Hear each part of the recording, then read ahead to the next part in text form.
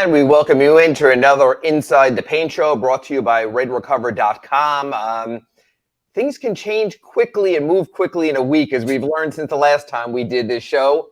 I'm Ira Winderman from the South Florida Sun-Sentinel here in Milwaukee, covering the Heat in their playoff series against the Bucks. Game 2 tonight, 9 p.m. Eastern, NBA TV, Bally Sports Sun in South Florida. He's Kurt Helin covering the West Coast playoffs for us from NBCSports.com and Pro Basketball Talk. Kurt, the last time we spoke, the Heat were coming off a loss to Atlanta, facing a do-or-die game against Chicago. In that game, trailed in the fourth quarter. We didn't know what was going to happen, except if they win that game, they get swept by the Bucks. Then they go into Milwaukee on Sunday. Giannis gets hurt. Tyler Herro gets hurt. The Heat somehow wind up with a victory. When you look at your thoughts about the Miami Heat, when you read Kurt Helin from a national perspective, where you stood when we spoke this time a week ago to where we are this week, what, if anything, maybe, I mean, I know you're a big long view kind of guy. You understand this league is about more than one game. But what's your perspective on the Heat this week compared to your perspective on the Heat from last week? They just lived a little more up to their potential. We've always thought, how many times have we said on the show? How many times have the fans said in the chat? We were close, right? We were close a year ago, and they just haven't looked like that team for, long stretches of the season. Like they haven't looked like the team that was a shot away, and we kept picking apart why they weren't. But playoff Jimmy Butler's real. When Bam Adebayo's active like he was in game one, it matters. I'm very concerned about the Tyler Herro thing, but the injury and it's like surgery, but the potential of this team when it comes together, they forget Giannis going down. They were beating the Bucks before Giannis went down. When they play like that, they're a threat to win any game. It's been the consistency is the question, but when they play like that, man, it's a different look. It's sort of the Heat we've been waiting for to see all year. Yeah. By the way, join us on the chat board. Big O Show will be on after our show today. We started a little early ahead of him. Hit us up on the chat board. C. Dollar already has jumped on there. And now that Kurt has moved the studio to the kitchen, he has nicknamed Kurt the chef. So maybe we'll get a little chef kiss before we're done with this show. I want to ask this to you, Kurt, and I want to ask this to our listeners out there on redrecover.com Inside the Paint, those on the chat board right now. Kurt, I want to give you a scenario, and then I want to see what you say the outcome will be. There's a chance Giannis doesn't play tonight. He's listed as doubtful. I don't necessarily trust injury reports this time of year. We'll get to that in a moment. If the Miami Heat should find a way to move up 2-0 in this best-of-7 series, and I was to ask our listeners, I was to ask Kurt Helin this question. If you had to take all your family's money and bet on one of two outcomes, the Heat up 2-0 against the Milwaukee Bucks, who wins this series? Which side of that proposition would you take? That's a really good question. If they get 2-0 and going home, but the Bucks would get Giannis back at some point. And yes, I'm figuring if Giannis doesn't play tonight, you're talking but he about does play a 5-day break. Yeah. Right. And boy, I'd almost call it a toss-up just because I'll take the Heat, I guess. The Tyler Herro thing scares the living crap out of me because you lose, for all his ups and downs, you lose the secondary shot creation behind Jimmy. And you're relying on Kyle, you're relying on Gabe, you're relying on guys who haven't been consistent all season. And so it's concerning. But up 2-0 going home, it's tough not to pick the Heat in that situation just because this is the kind of organization that wins those kind of series, that pulls those kind of upsets. Right. I mean, it just comes down to after that, the Bucks would have to win 3 of the next 4 games. So it gets a little bit interesting there because that's what you're talking. Forget game 7, you'd be in that situation.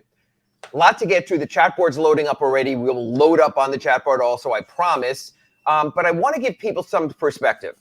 Yesterday, the Bucks practiced simultaneously with the Heat at different places. Mike Budenholzer comes out after practice, who usually says nothing. Mike Budenholzer is one of these people, if you were to put all his quotes in the sausage maker and you were to grind it up, you'd realize at the end you have air. You have nothing. He tips nothing. Kurt, you've seen many coaches like this. You go to the pregame. He's really good at it, though. Yeah, he's really good. I mean, he'll say a lot and he'll say nothing. But he says he's heartened and he's encouraged by Giannis. And he feels that by tonight at 9 o'clock, it'll trend the other way. And his expectation is that it'll come out. Then at the 5:30 p.m. Central Time injury report, which is the deadline for teams, you must file an injury report by 5:30 p.m. local time, your local time, the night before a game. They come out and list Giannis as doubtful. I go check my NBA injury report tracker. It says doubtful means there's a 75% chance you won't play, a 25% chance you will play. And I'm not necessarily buying it. Knowing what Giannis's injury is, knowing that he was able to come back into the game after sustaining the injury before finally pulling himself out in a game I am sure that the Bucks nonetheless thought they would win anyway, with Chris Middleton playing well, with Jrue Holiday, with Brook Lopez. Yeah. So, Kurt, we're going to keep betting here. We're going to keep the theme on RedRecover.com inside the paint. Will Giannis Antetokounmpo line up for the opening jump tonight at 8 p.m. Eastern time here at Fiserv Forum? Yes. I think you're in the same boat. I would be surprised if he's not there. Like you said, partially the nature of the injury, partially we're not talking about Zion Williamson here. We're talking about Giannis Antetokounmpo, a guy who actually fights through injuries, shows up and has played hurt before and probably, I imagine, will again. He wants to be out there. He's physically and mentally tough. So I would be more surprised than not if he's not out there. I agree. This is one of those I'll believe it when I see it moments. This is one of those I almost think it's like, okay, Eric Spoelstra, do your lineup without preparing for Giannis, do your rotation, do your strategy preparing for Giannis. We'll keep you a little bit busy. We'll keep you on your toes. You're a sharp coach, but we'll make your job a little bit more difficult. I just don't see it. A home game, he can get treatment, sleeping in his own bed. It's not like he's on the road. I got to tell you this. If he doesn't show up tonight, then I really wonder about this, because we've seen guys with back injuries. Number one, miss significant time. Jimmy Butler did last season.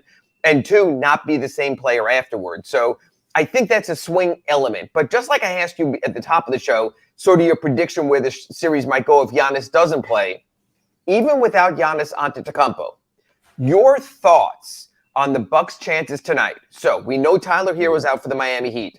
Yeah. Kurt, Helin, and I both believe Giannis is playing. We both stayed at a Holiday Inn Express. I'm still at one right now last night. So we're playing the role of doctors with Giannis. But let's for a second move that out of the equation.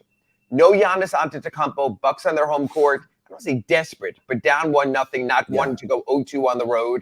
How do you think if Giannis doesn't play tonight, the game plays out? You're going to need another big Jimmy Butler night, and you're going to need role player X, pick your guy, to have a big night, because if he's not there, I can guarantee you this. Jrue Holiday will come out playing like an all-NBA player. He has taken on they've had to play some games without Giannis this season. Jrue Holiday has generally been the guy who stepped up. Maybe Middleton has a big night. Brook is capable of spacing the floor. They've got some shooters who could get hot. But it all, when he's out, it becomes about Jrue Holiday. It becomes about his play. And you know this, Ira, Drew's really good.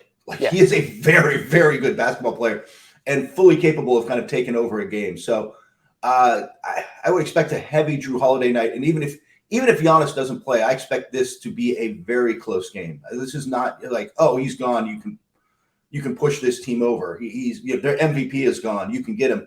This team won a ring because of their depth. Well, and we've seen it in the playoffs. We've seen it. Home team loses game one, Cleveland. Come back, thrash the Knicks. Yes. Home team loses game one, Phoenix. Come back with a statement victory. Typically, this is what happens. You realize backs against the wall. You're the higher seeded team for a reason. I understand injuries compound the situations here in Milwaukee more than those other two series, but that's the general trend in these series. I agree. I think Jrue Holiday has a lot of Jimmy Butler in him. I think he can be Jimmy Butler-esque, but he's also the kind of player who doesn't need the limelight. He can play a secondary role when he started in Philadelphia, when he was playing for the Pelicans. When he came to Milwaukee, he knew he was going to be the number two, and he's accepted that, and he focuses on defense, but he can be more. Chris Middleton has torched the Heat over the years. Any concern about his knee injury, we saw in game 1, he was loading up. He was pretty unstoppable. So that's a factor also. You do lose Giannis's defense, but I still think the Bucks have enough because they have depth. And I like what Kurt Helin said here on RedRecover.com Inside the Paint. I agree. Every game in this series, no matter who plays or who doesn't, is going to require a breakout, complementary Miami Heat performance. It's just the way this team is now without Tyler Herro playing. So whether it's Max Strus hitting threes or Duncan Robinson coming and doing it, Gabe Vincent the last game loaded up on three-pointers and gave him that X factor. The Bucks opened with Giannis guarding Gabe Vincent, figuring, hey, I'm a free safety. He's just Gabe Vincent. You've got to make those shots. The Heat had a high percentage of a low amount of takes on three-pointers, and the Bucks didn't shoot well. That hasn't changed in this series. Miami Heat win no matter who's on the court if they make their shots and the Bucks miss their shots. I know it sounds simplistic, but it's basically the way that both of these teams play, so I can see it that way. So I don't want to get too far away here from the chat board because we're sort of loading up. So we're going to be a little bit all over the place, but hey, that's what makes radio radio. That's what makes it easier doing it here on the online where not Sean Stanley, but I can control the breaks. So I want to get through a couple of these right now. Okay, again, C Dollar is calling Kurt the chef. Feel free if you write him. I do all the cooking in our house. Like I am, man. Perfect. And we learned something also. And this is also inside Kurt Helin every week, 9 a.m. on Wednesdays. That's good to know. Two Extreme says, here's the first question for Big O, for Ira and Kurt. Big O will be joining us a little bit later after our show. How the hell does De'Aaron Fox win Clutch Player of the Year over Jimmy Clutch Butler? I know the Kings won their first playoff game in 20 years, but still. Well, first of all, it's too extreme. The voting happened before the start of the playoffs. So this was done ahead of time. De'Aaron Fox did lead the league in clutch scoring. You know what? I almost think if you were to ask Jimmy Butler, I think he would agree. And again, to the victor goes the spoils. When you have the kind of record the Kings did, you generally, and you should, get more recognition than a team that was a middling 44-38 and wound up finishing in 7th place, being a number 8 seed. So, Kurt, I have a couple of, Chef, I have a couple of questions for you. Number one, did you have any issue with De'Aaron Fox being the runaway winner? 2, the NBA is trying to foist another award upon us. And this is not a typical award for this reason. The electorate were not given the entire league to vote from. Experts picked the 10 finalists, and then they said go. So if you thought another player was one of the top 3, which is the ballot, candidates for clutch player, you could not vote for him. Kurt, do you think this award has staying power? Did we need this? Your thoughts on De'Aaron Fox winning? First off, it's yes, chef, I believe is how that's going. Look, I'll just be upfront. I am one of the voters, and I voted for De'Aaron. Most points in the clutch, most shots in the clutch, 53% shooting in those moments. Look, Jimmy was second on my ballot, but if you look, I don't know how much out on the East Coast, how often you stayed up to watch the Kings like the beam this season, but when they got late, De'Aaron Fox was genuinely amazing. He was really brilliant in those moments. He earned this award. It's not a knock on Jimmy or like Steph Curry got 2 first place votes because the Warriors looked so good this year. But he earned it. But I am with you on this. Not only do I don't think we need the award, because Fox was in a really good place all season long. Like he was dominant kind of in this role. And I think by mid-season was considered the front runner. There wasn't a real debate about what this award is. What if you're really good on defense and you have some blocks at the end of the games? Is it if you take on the entire and again, it didn't happen because Fox did this, but if you're efficient versus taking on how much load you take on in those moments, if you get up more shots, but you weren't quite as efficient, but you led your team to wins versus a guy who was very efficient. Like this debate didn't happen because it was Fox and it was kind of clearly Fox. So I'm not sure we need this award. And I don't think we've had any kind of real discussion of what should constitute this award because there was kind of a runaway clear winner with all due respect to Jimmy, who was second on my ballot. I don't think the basketball world had a discussion of this because there's one coming in some future year. There's going to be a genuine debate between whomever, Jimmy and Steph. And I think that's a great point for another reason. You brought up the defensive element. And let's look back, for example, and I believe it was Sunday's Suns-Clippers game. Russell Westbrook was horrific from the field. But what he did on the defensive end was as clutch as any basket he could have made on the offensive end when he was bricking threes. But no one calls that clutch. Clutch is when the ball goes through the basket in the final X amount of seconds. That's where you're clutch. So I think that's a really good point. Kurt, I think you'll get a chuckle out of this next one because you know fandoms. And I think this is kind of interesting here. This is from Daniel, who asked this question. And it's almost like I was expecting this after the Heat won game one. So here we go, Kurt Helin. If the Heat beat the Bucks, who is more of a challenge, the Knicks or the Cavaliers? Because why not just sort of run all the way to that there? I'm not going to lie. I'm looking at hotels in New York and Cleveland. Kurt, is traveling media. You still want to try to get a decent rate. You can book ahead of time.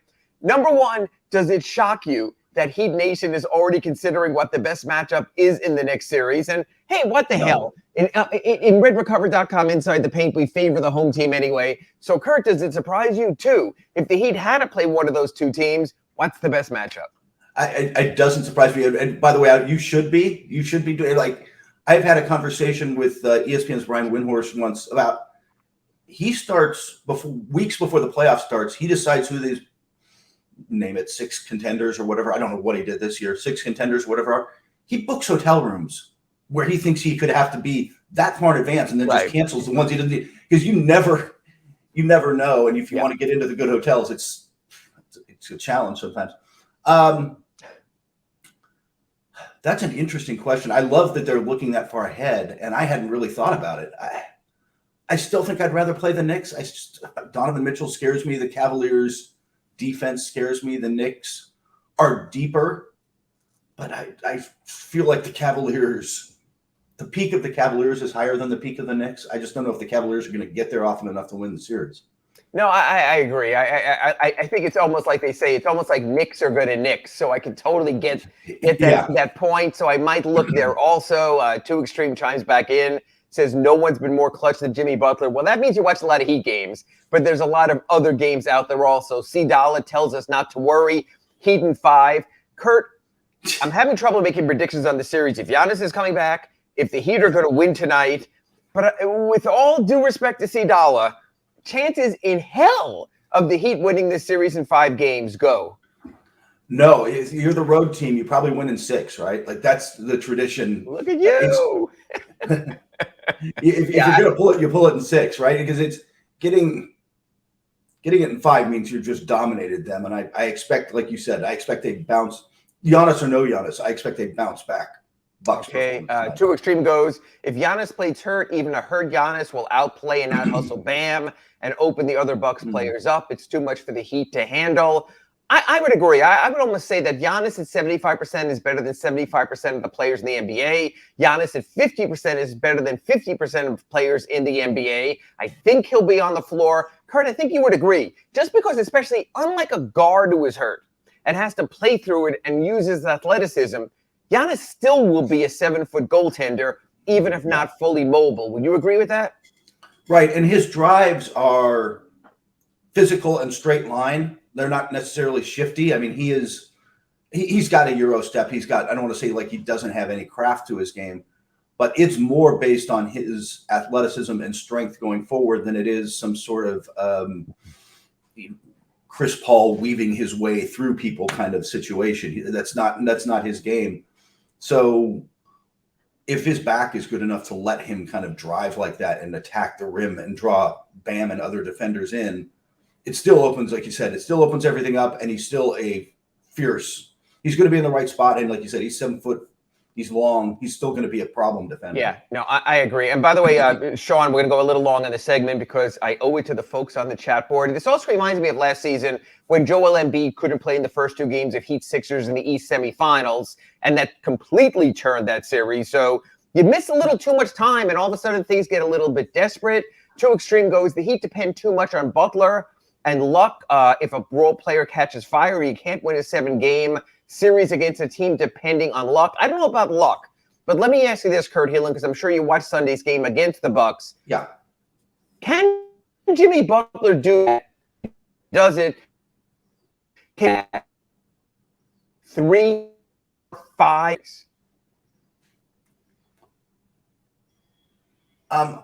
You broke up a little bit there on my end. Do you see that as a possibility, Kurt? I do think. Look, I do think Jimmy Butler having Do you think that Jimmy Butler can do what he did Sunday? Do you think what Jimmy Butler did Sunday? Do you think he can do that 3, 4, 5 times in a series? Yeah, because he's Jimmy Butler. He's done it 3, 4, 5 times in a series. I genuinely believe. Look, I believe in playoff Jimmy Butler. I believe that you just get the peak of him, the more focused version of him. It doesn't mean he doesn't have an off night, but I think you get the very best of Jimmy every night in the playoffs, as we saw back in the bubble and we've seen a million times before. So, yeah, he can absolutely do that again. He can, frankly, he could be a little bit better again. Jimmy's got playoff Jimmy Butler's a top 10 player in the league.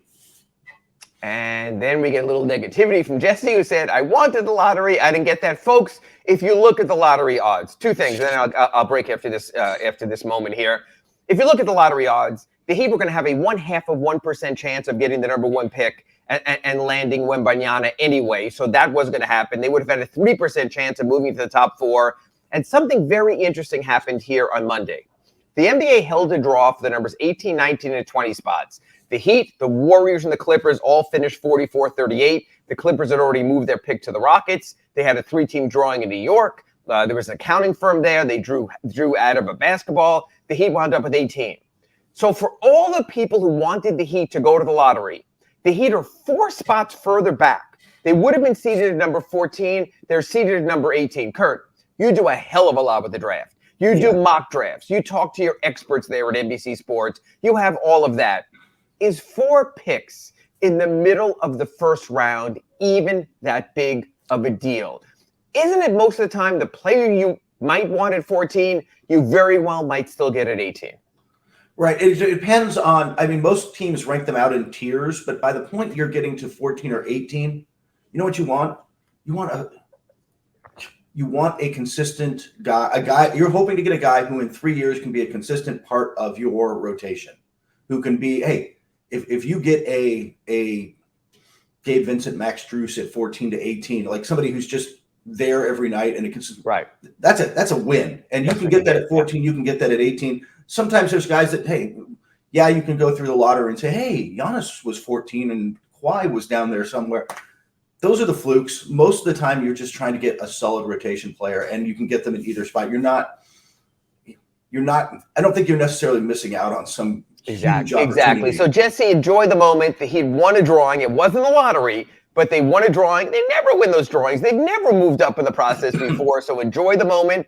Remember, even when they don't move up, they still wind up with a Dwayne Wade or a Bam Adebayo or a Tyler Herro. It has a way of working its way out, and that's what I wanted to say for our second segment, because I know we ran along here. I'm going to talk to Kurt. We're going to talk about the Tyler Herro injury, how it impacts the Heat, what possible answers might or might not be there. I will simply end this segment with the gruesome details of Tyler saying his fingers got pushed back into his palm and the fingers were sticking out of his palm. So now everyone go have a nice cup of coffee, enjoy your breakfast, and we'll be back with all those details on redrecover.com Inside the Paint. And we're back with our second segment of redrecover.com Inside the Paint. I'm Ira Winderman from the South Florida Sun Sentinel here in Milwaukee, ahead of Game 2 of Heat Bucks. He's Kurt Helin out in the Los Angeles area from Pro Basketball Talk and NBCSports.com. In our first segment, we spoke about Giannis Antetokounmpo, Game 2 of Heat Bucks, where this might be headed. We took your questions. That's all available on our Big O Show podcast outlets, so you can catch that anytime you want. Smash that like button there. I held off a little on the first segment on Tyler Herro because I wanted to give it its own segment. Kurt Helin, let's just put into perspective the Miami Heat losing Tyler Herro. I'm going to get your outside spin first, then I'll give you my inside spin. How do you think it impacts the Heat tonight and in this series going forward? I think it's from the outside, I just think it's a kind of a big blow just because he's been the second consistent shot creator on this team. And obviously when Jimmy was out, like the primary guy, he's a guy, can go get his shot, create for himself and others, is a scoring threat the other team has to be worried about in the same way as you described. They weren't worried about Gabe Vincent. They're not going to be worried about Kyle Lowry or whoever. So you're asking a lot more of your role players. I think I think it's a huge loss and can be a real problem schematically, because I don't know if can Eric Spoelstra say, all right, now you're the number 2 shot creator, I can trust you every night? Like, who's that guy?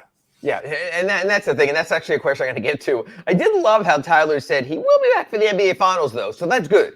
So that after the Heat get past the Bucks, and then after the Heat defeat the Cavaliers or the Knicks, and then probably after they defeat Boston, at least you know the Heat will be whole when they move on to the NBA Finals. So by June 1st, when the Finals are scheduled to start, Tyler Herro will be back. If not, we'll catch him in some pickup on South Beach somewhere, but that's the timing right now. And that's the question I wanted to get to Kurt Helin and our listeners out there on our YouTube chat board, and that's this. Let's look at the situation for the Miami Heat without Tyler Herro right now. Kurt Helin, 8 seconds, give me an extra second, 9 seconds left to go in a game. The Heat down, let's keep it reasonable, down 1 or 2, okay? The opposition double teams Jimmy Butler, as they should. Yeah. Who do you want to see with the ball for the Miami Heat? Ooh. That's a really good question. Because, yeah, it really is. I've been asking a lot of people. Because no one has a quick answer. Yeah. Yeah, because it's not Bam. Like, he's just not. He doesn't create for himself that way, unless there's for whatever reason, a horrible mismatch and somebody he can just kind of float her over. Do I trust Kyle most in that situation just because of his experience? I guess. I mean, of all of them, he's the guy I think would make a good decision, probably, even if he's a step slow. It's just really interesting how you're hemming and hawing. I asked all the media at Heat practice yesterday. I was asking some of the people around the team.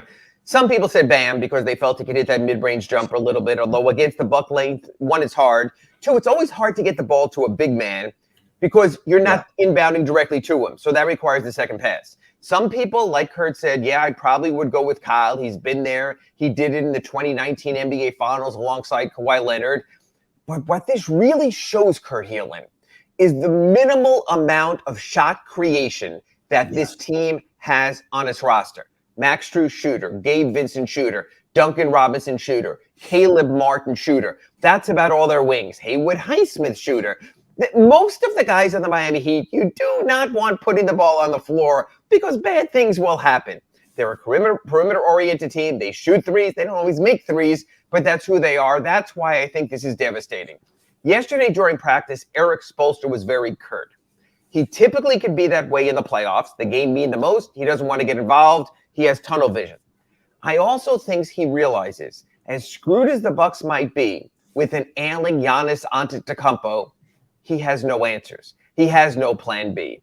And that's where I wanted to get to on this segment here about Tyler Herro. And again, I know, Kurt, I'm a little more inside on this team, but I want to float some things with you. Is the who starts in place of Tyler Herro question. And the second half in Milwaukee on Sunday, here in Milwaukee, they started Duncan Robinson. I think that was a case of literally Eric Spoelstra going into the locker room for halftime, getting hit by the thunderbolt that Tyler Herro's fingers are now in the middle of his palm, and we have to do something else, and then having to make a decision, go ahead, Duncan, you just go and play. So I want to float by you and by our listeners out there some scenarios and just sort of get your thoughts. Number one, I guess, is the obvious. Try to go with shooting, try to space the floor, try to open the paint for Jimmy and Bam, go with Duncan Robinson. Your thoughts on that, Kurt Helin? That makes sense to a degree. You can't have too much shooting on the floor. Is Duncan Robinson hitting his shots today? If so, that doesn't work.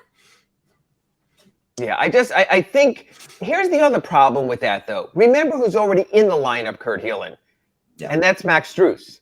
Can you start Max Strus and Duncan Robinson defensively against the Milwaukee Bucks with or without Giannis Antetokounmpo and survive? And I guess you could say that, let's say Giannis plays. You put Bam on Giannis, and you put Jimmy on Chris Middleton, and you put Gabe on Drew Holiday. You might say you could hide one of your guys. Max opened defending Brook Lopez the other night, so maybe you could do something like that. And then you could always hide Duncan on Grayson Allen. I guess you could pull that off, but man, that is not the defensive type of lineup that Pat Riley likes to go with. Here's one that I threw out there and I think is possible. Kevin Love. Have him start, have him guard Brook Lopez, still get some shooting, not going to get the defense, but at least have some size out there. And you get rebounding.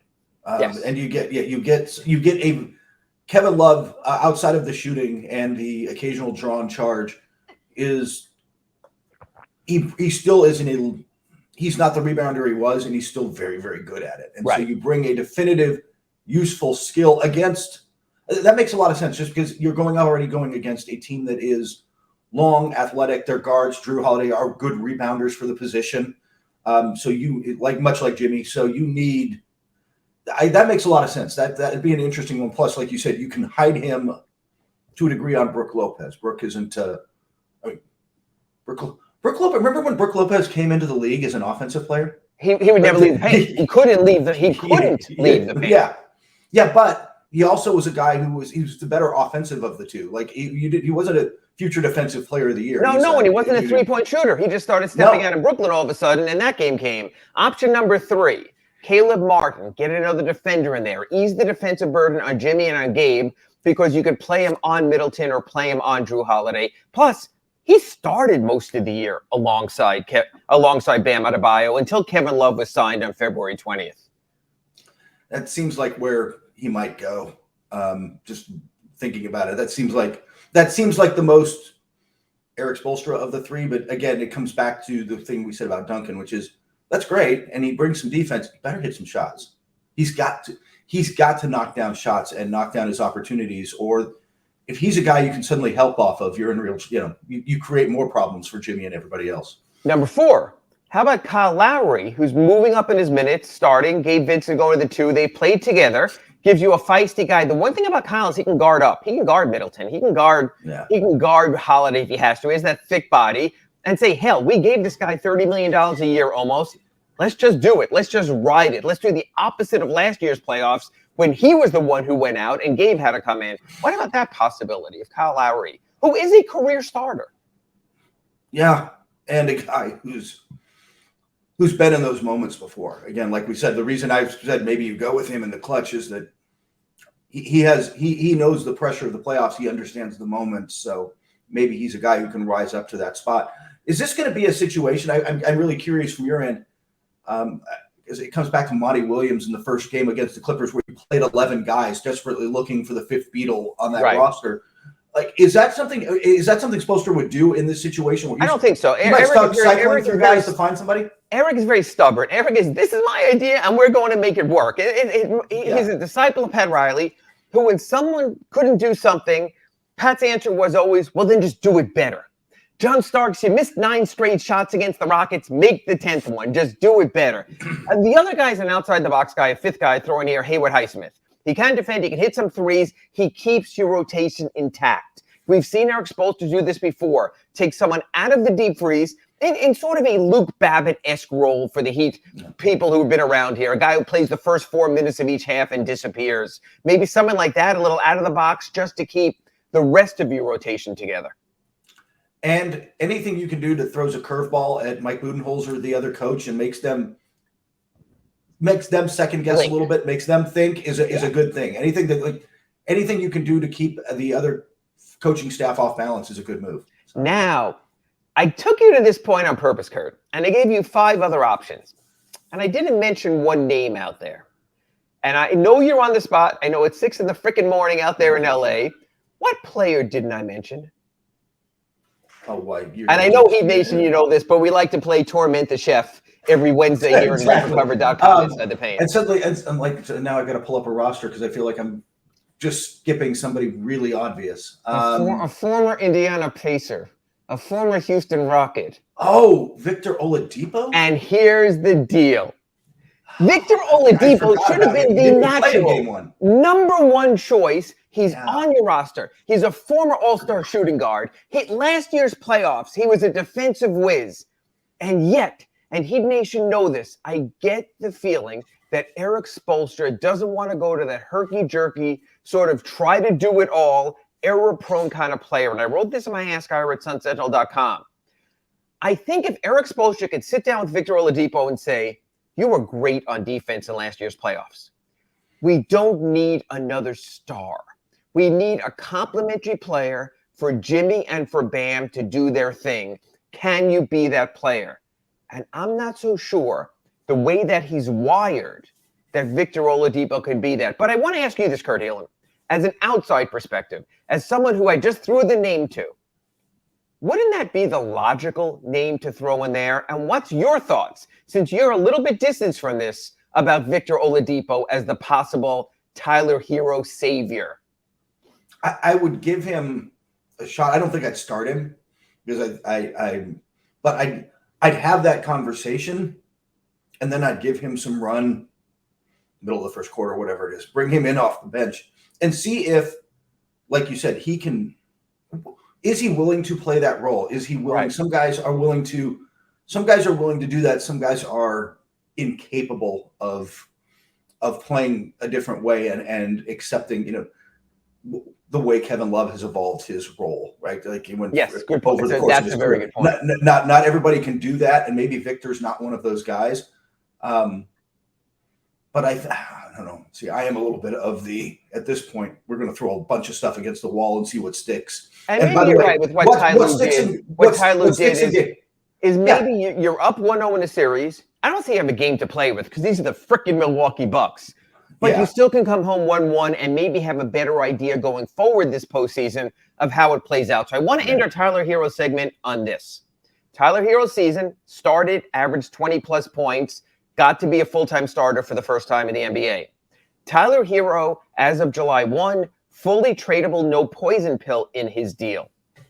Kurt Helin, if you were going to your Kurt Helin sort of, crystal ball there at NBCSports.com and Pro Basketball Talk, percentage chance of Tyler Herro being back with the Heat or being traded in the offseason?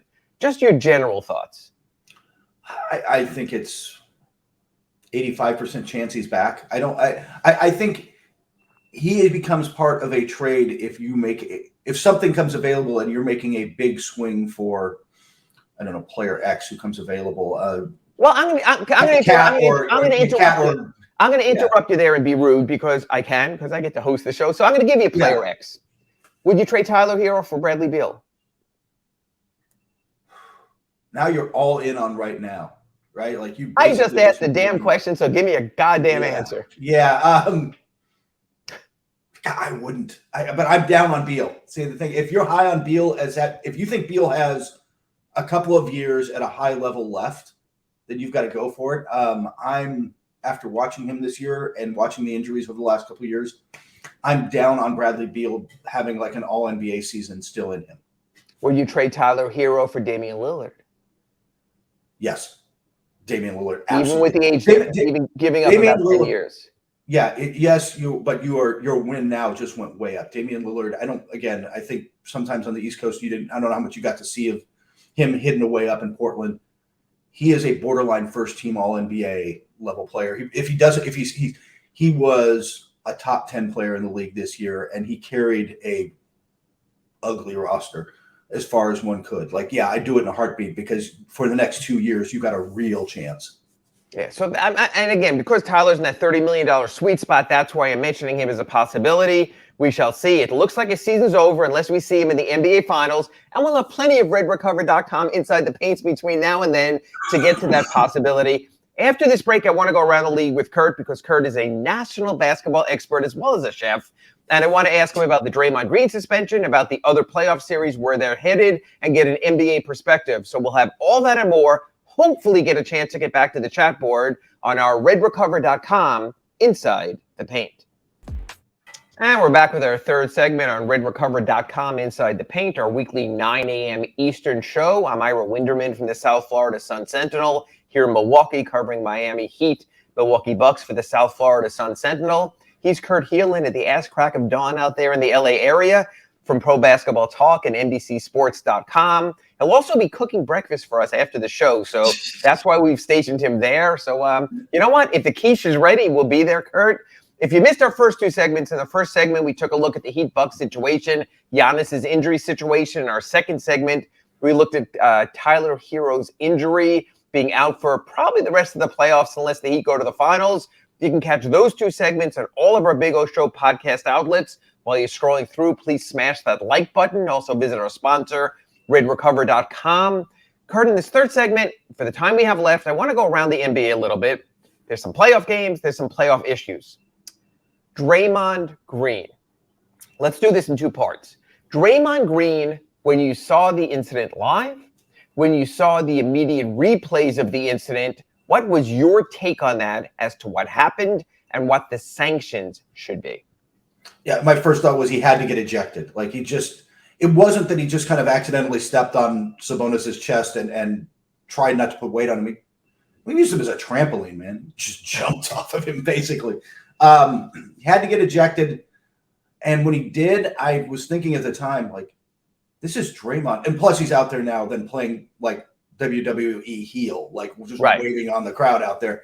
I was wondering, like, is he going to get suspended?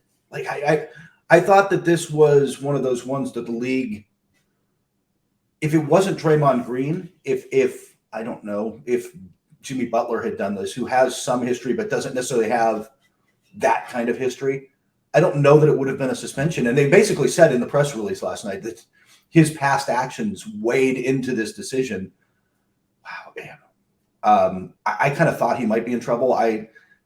It's a huge move because it changes that series, Ira. From the moment it happened, I said suspension. And I'm sort of shocked that there are people on the web where there's Chris Mannix and other people who are seeing this as outrage and unfair in the middle of a play. Look, two things. I was looking forward to this Golden State-Sacramento series from the start. I was watching game one here when I came back after the Heat game in my hotel room. Actually, when I arrived in Milwaukee on Saturday. And I thought the sound was broken on my TV, how poorly modulated it was when Mark Jones and Doris Burke were trying to do the game, until I realized how incredibly loud those fans in Sacramento were. I even from a television perspective, I don't think I've ever witnessed anything on the opening round NBA playoff level like that. I thought it was wonderful. I thought the game was great theater. I thought game two was great theater in its own right. So I understand the outrage of people who want to see great theater in games 3 and 4 and see more games. I get that, Kurt Helin. But what he did was preposterous. Yeah. All the time guys get the little leg tug or something. Again, Domantas Sabonis might have been just covering his chest because he was prone, might have grabbed a little. Happens all the time. You see it all the time behind the play. Usually the referee is in advance of that. What goes on behind the scenes, no one notices. But this was so acute. This was so predetermined. This was so done, what we hear with flagrant fouls 1 and 2, with intent, if not intent to injure. Oh, I'm very impressed because I got the morning Diet Coke also. Yeah, there you go. I can't shake this stupid cough, and I'm like, no, feel free. You know what? I literally, just to show how early it is everywhere, I have the Diet Coke on one side, I have the coffee on the other, so I'm totally with you, my friend. Anyway, getting back to Draymond, I just thought because of the intent to injure, I think he was trying to injure Domantas Sabonis on that play, that I think it was automatic and not a factor, which leads me to sort of part two. Eventually, Draymond hits free agency. Does Draymond Green, for his uniqueness to the Golden State Warriors, have any true outside value as a highly paid free agent? I don't think that market is there for him like he thinks it is. But I will say this, when I said this to somebody in the league, like, Draymond is a perfect fit in their system, but he's not plug and play in the way that Kevin Durant's kind of a bad example. But frankly, if you're talking about trading Tyler Herro's kind of plug and play. He's going to be Tyler Herro wherever you go. Draymond isn't that guy. Draymond's got to be in kind of a specific situation to be as effective as he is a non-scoring player, right? Right. He's a great secondary passer, but then you've got to have somebody who's drawing the ball. He is very good as a defensive quarterback, as an undersized guy, but again, you've got to have the right defenders around him. There's a limited market for him, and the reaction from somebody, what this person in front office person was, it takes one owner. It takes one owner to fall in love. But it's Draymond Green, defensive player of the year, 4-time champion. We'll give up X for him. We will pay whatever for him as a culture setter. Somebody will do it. But I'm with you. I don't think it is wrong to say Draymond's a system guy. But the analogy I keep using is Joe Montana was a system guy, but Joe Montana was also really good in that system. Like, you had to have that. Certain quarterbacks fits, style. Right. Kansas City Joe Montana wasn't the same player. No, he was very good, but he wasn't the same player. So I get that. Right. Here's my other question. We now know that the new collective bargaining agreement that goes into effect on June 1 is going to be very punitive toward high salary teams.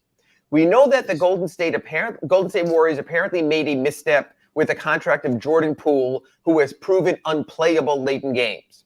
We know the Golden State Warriors, while they did win a championship with it, now have to sit with the very lofty salary of Andrew Wiggins. Those are on their books.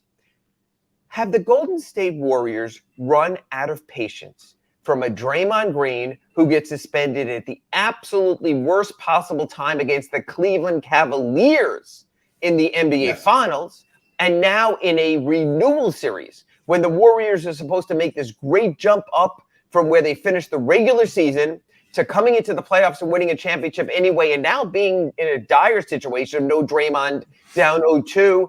From what you can see, body language-wise, from the show that goes on, as great a PR guy as Raymond Ritter is, he doesn't hide anything. It's all out there. The Warriors are very open about what they feel. Have the Golden State Warriors lost patience with Draymond Green? Or to phrase it a different way, Kurt Helin in Pro Basketball Talk, should the Golden State Warriors lose patience with Draymond Green? I think both sides have lost patience with each other. Look, the music was running last summer, and like you said, Poole got an extension, Wiggins got a massive extension, and the music stopped, and Draymond didn't have a chair. And Draymond noticed, everybody noticed. It has felt all season like this was the last run of this team, and I got a feeling that this makes them feel a little better if they decide to move on from him. Like that it's not going to sit well with Curry. There's going to be and Clay, there's going to be reaction because he's seen as part of the core. But they made the decision last summer that they weren't going to bring him back. Like I mean, assuming he opts out, he technically has a player option at $26 million and change, whatever it is. But I think that they made that decision last year. I think they made the decision to move on, or he would, if he were still playing at the level where they couldn't afford to not have him, they would have re-upped. You know, it's interesting because the Warriors, through it all, and they're still a factor, have moved on from players over the years. They moved on from Harrison Barnes. They moved on from Kevin Durant. They briefly moved on from Andre Iguodala. They moved on from Zaza Pachulia. They moved on from Andrew Bogut. They moved on as long as they had Steph, as long as they had Clay, who are getting older and might not be the same players they were. But I'm just wondering if this is the latest. Simply, we move on. Our core is Steph Curry, Klay Thompson, and Steve Kerr. And we move on with that, and we find a way otherwise. So I think it's interesting. I think the suspension was warranted. Want to take you around the league with the playoff series. We'll be back here next Wednesday. Either I'll be back probably in the same hotel room for Game 5 of Heat Bucks, unless the Heat are going to sweep. And then I'll have some time off, but I'll still get up in the morning to talk to my good friend, Diet Coke Kurt Helin. So let's go around the league real quick. Top seeds to bottom seeds, if I can get this all in the right order. Number 1 seed, Milwaukee Bucks against the Miami Heat. Knowing what you know about Tyler Herro, about Giannis Antetokounmpo, about the Heat's 1-0 lead. And again, Kurt, I know we're a local show, but give me the national perspective. Yeah. How do you see this series ending? I think it's still a 6 or 7 game series. It's only 1 game, so I'm still going to take the Bucks. I still think we see Giannis 6 or 7 tonight. Sounds about right. Yeah, to me. But I think they're going to push it. Boston Celtics, Atlanta Hawks. Is it over yet? Is it not? Yeah. Does Atlanta get one at home? Yeah, they'll get the gentleman's sweep game. Yeah. See, I don't know if that's a gentleman's sweep series for one reason. I honestly think at State Farm Arena, there is a chance there could be more Celtics fans than Hawks fans, especially in a 2-0 series. So I think in a way, Boston might be going home. I just think from the moment they hired Quinn Snyder, and now all this Trae Young stuff is coming out, and Trae Young knows where he stands with his team, and it's not in a really good place. No. Kurt Helin, does Atlanta have anything left to fight for? I don't think they've looked on the same page all season long. And that's why the GM is out. That's why the coach is out. This was a team that started shaking things up from the middle of the season on at the highest levels. And I think that'll reflect itself in the roster this summer. So I'm not sure there's a lot of fight in this team left. I'm with you. I'm not sure that I think they realize this is going to be a rough off season in Atlanta. Kurt Helin, our number 3-6 series, Philadelphia against the Brooklyn Nets. The scrappy, gamey, but maybe not talented enough Brooklyn Nets. Where do you see that? Yeah, exactly that.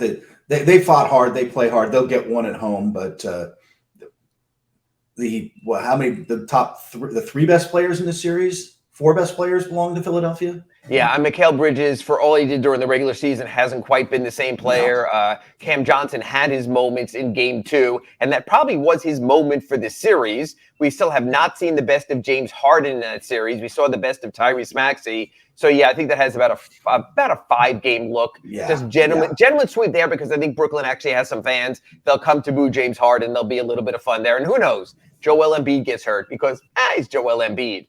And then the Knicks-Cavaliers series tied 1 in 2 completely different-looking games. The Knicks barely won game 1. The Cavs dominated in game 2, but the Knicks got the road victory they wanted. Where's that headed? 6 or 7 games. I think this is a long one, and I think it's a 6 bit or 7 games. I'll stick with the Cavs in 7. That was my original pick, but I'm not totally comfortable with that. Like I'll stick with it because I still think they have the best player in the series, but. To me, it comes down to Julius Randle. To me, it comes down to which Julius Randle can you get consistently. He can be very, very good or very, very not good. And I think Julius Randle is going to be the swing player. He was injured late in the game last night. Why the hell he was in the game that late? I understand it's a Thibodeau thing. Tibbs came out after the game and said Julius wanted to stay in there. I don't give a rat's butt what your player wants. It's the playoffs. You've got to keep him healthy. You take your medicine. You got your road win. You get him the hell out of the game. But that's been the Tibbs way over the years. So you just deal with it. Western Conference, Denver Nuggets against, and oh my God, that was awful, Minnesota Timberwolves. Yeah, that's because the Minnesota Timberwolves are goddamn awful. So it's crazy that team with that dysfunctionality is almost in the playoffs. And on the other hand, I still think that's a better team if you just have Towns and Anthony Edwards and don't have Gobert. But you also gave up 9,000 first-round draft choices. How does anyone keep their job after a trade like that, Kurt Helin?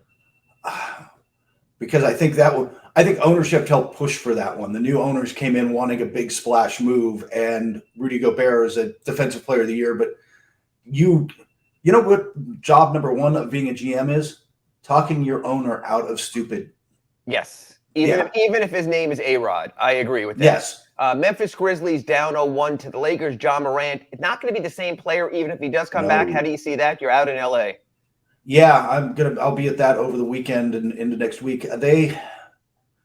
If Morant plays, I still think the Grizzlies can take this. I thought this was a 7-game toss-up series in the first place, but if he's as limited or missing the games, the only way they win this series is they run the Lakers' old legs into the ground, and if they don't have Ja, they are not the same team in transition. And there's so many days off between games that you're not running an old team into the ground. That's the problem.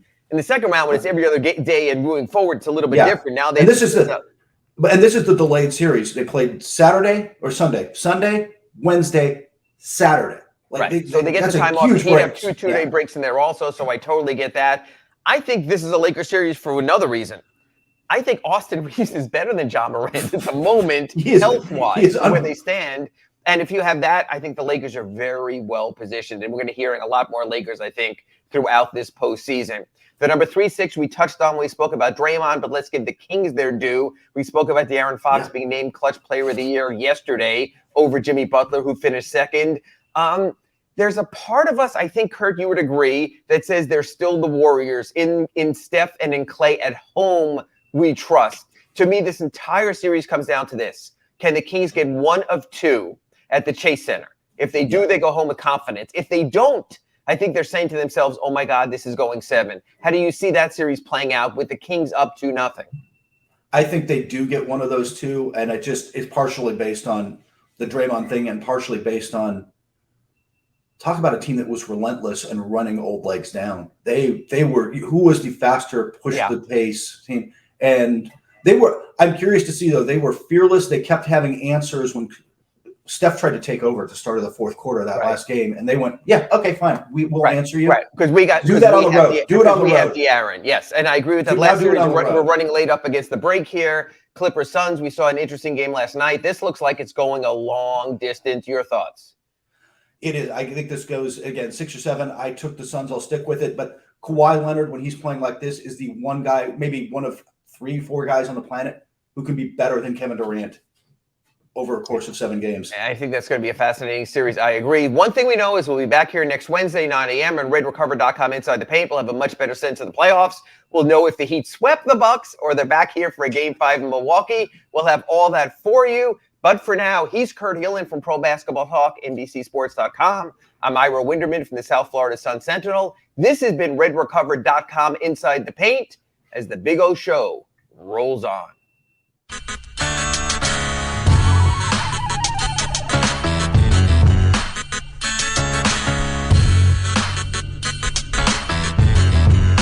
This is the Big O Show.